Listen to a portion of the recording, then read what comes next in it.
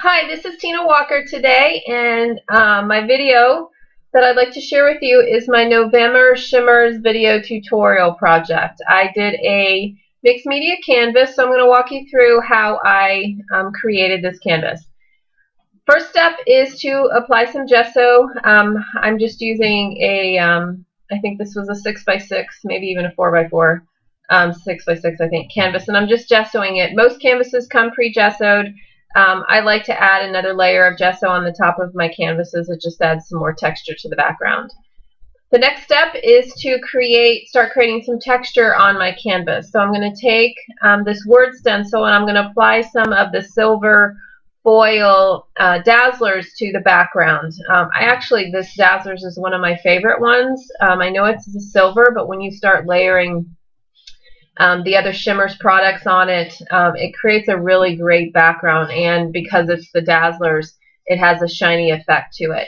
So I let that dry. You can see what the stencil looks like, or the canvas looks like now.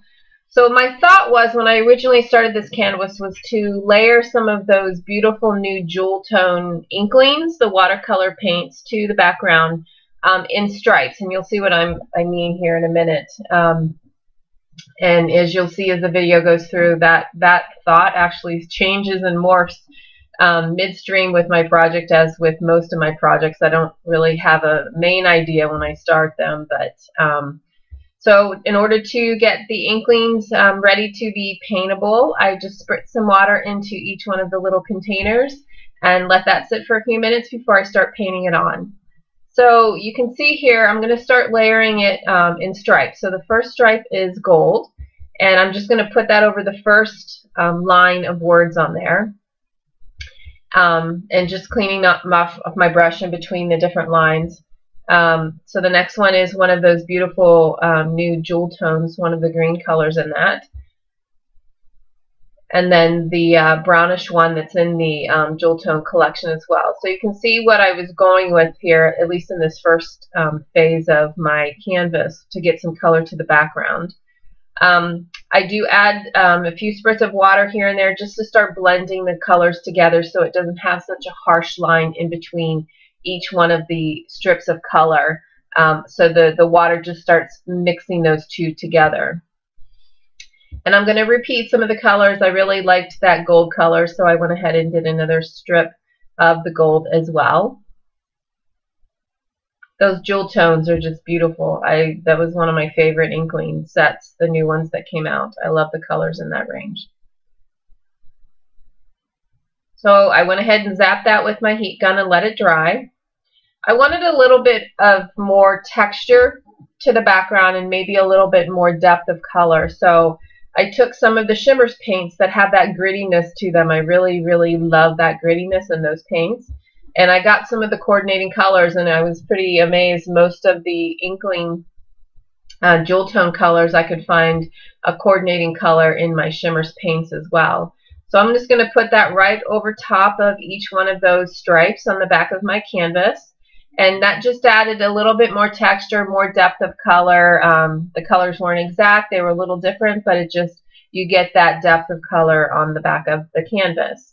So you can see me doing that here with each one of my colors.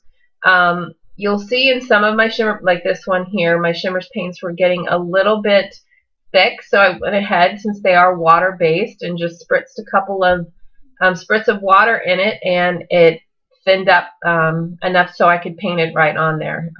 Super easy to do if your paints do get just a little bit thick.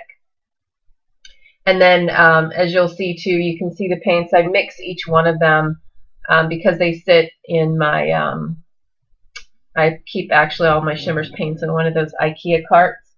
And so when they sit and I haven't used them for a little bit, they tend to clump towards the bottom of the container. So I just give them a mix with the end of my paintbrush before I paint them, just to get all of the beautiful colors and the properties of the paint mixed together. So I just go through each one of these colors. You can see me applying those right there. And when I am done with the Shimmerz paints, I'll go ahead and just, again, spritz it with water. Water actually sits on my crafting desk all the time. I use it probably between water and gesso. Those are my two go-to items constantly, just to kind of blend the colors together. Again, not to create such a stark, hard line in between each one of those strips of color. And you'll see in the next step too, I really, when I started this project, I had kind of these stripes in mind. The next step, it really starts to morph into a completely different project.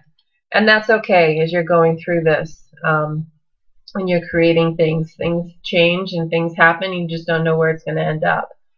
So when I had the stripes, I was thinking of having some drips of like a black color to the background. So you can see me playing with this hair, and it really wasn't doing what I wanted. It wasn't giving me the look I want. So you can see I embraced the black, and I actually took, this is one of the Shimmerz paints, I went ahead and just painted my entire background with this black. I went ahead and embraced it, and I was happy with how it turned out. It kind of toned down the colors and muted them all together. So I can just, you see me spritzing it here, and it just kind of blends through the texture that I had gotten created on the background when I stenciled with the Dazzelerz. So this was kind of more of what I was going for. So the next thing I did for my background, you can see now it's much more muted, but you can still see some of those colors underneath that black. And that's the thing with mixed media. It's just layering, you know, texture and colors and paints to create those very interesting backgrounds. So I'm taking some acrylic paint because I wanted more of a matte, opaque, brightness to the background because it was very toned down with the black spray. And I'm just creating some lines and some dots on my canvas. I do different colors with yellows and purples and greens, again, to kind of stay in that same color family as the original background was. Then the next step I did was to start doodling around these lines of paint that I created, and I just outline them and doodle on the background. Again, just to create some more texture and interest to the canvas. You can see me just going around the circles, going around the little lines. And here's just more doodling. I'm creating the lines of color that I had. I'm just kind of outlining those a little bit. And then the next thing I do is take just some gesso, the area that I wanted to put the word on my canvas. I use the word truth. You can see me right here. Putting double lines there, and then I paint a strip of gesso where that is to kind of really make that stand out. And then I use some acrylic paint markers just to doodle that up some more with some more dots and everything. I really like using acrylic paint markers to do those dots. That dots are one of my go-to design elements on a lot of my projects. And then for my title, you don't see it here, I just took some wood words,